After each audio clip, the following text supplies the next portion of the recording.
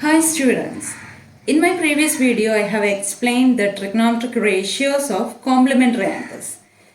We know that complementary angles lie in the first quadrant, that means angles between 0 degree and 90 degree.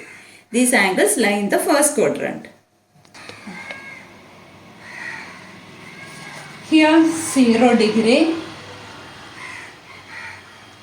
here 90. This is the first quadrant. Then moving to the second quadrant, so here 180, 90 plus 90 is 180 and we know that 180 degree means it is a straight line. Then in the third quadrant 180 plus 90 is 270. Then 270 plus 90 is 360. Again we come to first quadrant. Again 360 plus 90 is 450. So 450 come here. Then 450 plus 90 is 540.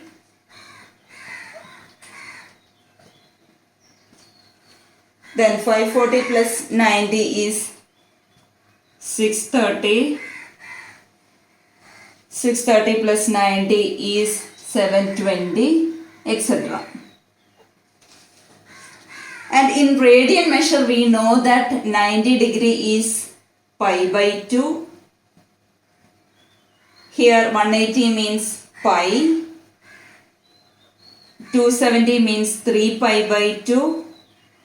360 means, and this is the direction of the angle. So start from 0. In the first quadrant, in between 0 and 90, angles lie in the first quadrant. For example, 30 degree, 40 degree, like that. And in my previous video, I have explained how to find the trigonometric ratios of complementary angles. That means that angles come in the first quadrant. Or it is like a 90 minus theta form. Because complement of one angle is theta, so complement of theta is 90 minus theta. 90 minus theta will lie in the first quadrant. And moving to the second quadrant, the angles lie in between 90 and 180. Or trigonometric ratios corresponding to the angles 90 plus theta will come. Or another method, 180 minus theta also lie in the second quadrant. Moving to the third quadrant, that means in between 180 and 270, or the trigonometric ratios based on the angles 180 plus theta or 270 minus theta will lie in the third quadrant. Next, fourth quadrant, that means 270 plus theta or 360 minus theta. Again moving to the first quadrant. So here one complete rotation over 0, 0 to 90, 90 to 180, 180 to 270, 270 to 360. One circle over. That means angle in a circle is 360. And angles more than 360 also may come. That means here 360 plus theta. That means the direction is like this.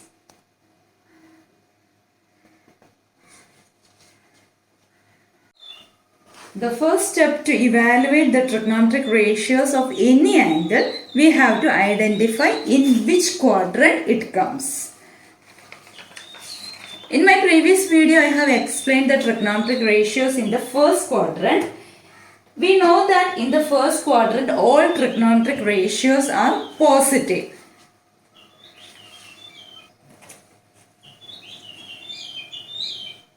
So here in the first quadrant, all trigonometric ratios will be positive. Moreover, sine will change to cos, cos will change to sine. That also I have explained. Sine will change to cos, cos will change to sine. Tan will change to cot, cot will change to tan sec will change to cosec, cosec will change to sec. In first quadrant, these all things I have explained in my previous video. Now we will discuss the trigonometric ratios of the remaining three quadrants. For that, I will give a tip to remember the sign of the trigonometric ratios. The tip is all students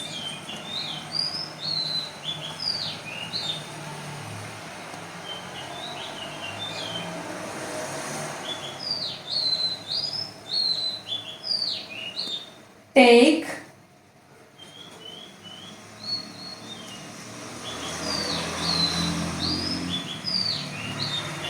coffee.